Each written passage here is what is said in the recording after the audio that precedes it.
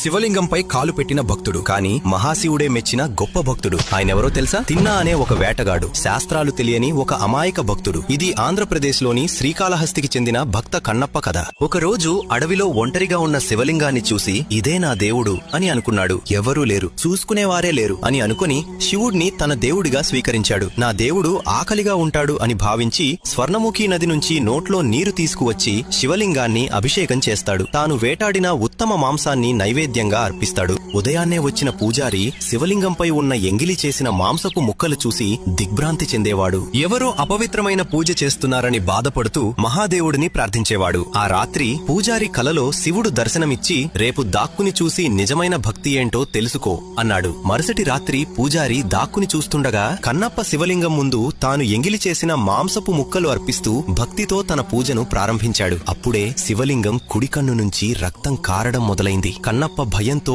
ఆతృతతో ఔషధమూలికలు పెట్టిన ప్రయోజనం లేకపోయింది. వెంటనే కన్నుకి బదులు కన్ను ఇవ్వాలనే నిర్ణయంతో తన కుడి కన్నును తీసి శివలింగంపై అమర్చాడు. అద్భుతంగా రక్తం ఆగిపోయింది. అయితే వెంటనే ఎడమ కన్ను నుంచి కూడా రక్తం కారడం మొదలైంది. తన మరో కన్నును కూడా అర్పించాలంటే ఎక్కడ పెట్టాలో ఎలా తెలుసుకోవాలి? అందుకే తన కాలు శివలింగంపై పెట్టి స్థానం గుర్తుపెట్టుకుని రెండో కన్నును కూడా అర్పించాడు. ఆ పరమ త్యాగం, ఆ పరమ భక్తి చూసి పూజారి ఆశ్చర్యంతో అలా చూస్తూ నిలిచిపోయాడు. ఆ క్షణమే శివుడు ప్రత్యక్షమై కంటిచూపు ప్రసాదిస్తాడు. కన్నప్పను ఆలింగనం చేసి అతనికి మోక్షం ప్రసాదించాడు. ఈ సంఘటన జరిగిన స్థలం ఆంధ్రప్రదేశ్లోని శ్రీకాళహస్తి. ఈ పేరు 3 పురాతన భక్తులైన శ్రీ అంటే సాలీడు, కాల అంటే పాము, హస్తి అంటే ఏనుగు అనే ఆది భక్తులు స్వర్ణముఖి నది ఒడ్డున వాయులింగాన్ని ఆరాధించి మోక్షం పొందినందున ఈ స్థలానికి శ్రీకాళహస్తి అని పేరు వచ్చింది. కన్నప్ప తన కన్ను అర్పించిన కొండను కన్నప్పేశ్వర కొండ అంటారు. భక్త కన్నప్ప త్యాగాన్ని స్మరించుకుంటూ కామెంట్లో హరహర మహాదేవ్ అని తప్పకుండా రాసి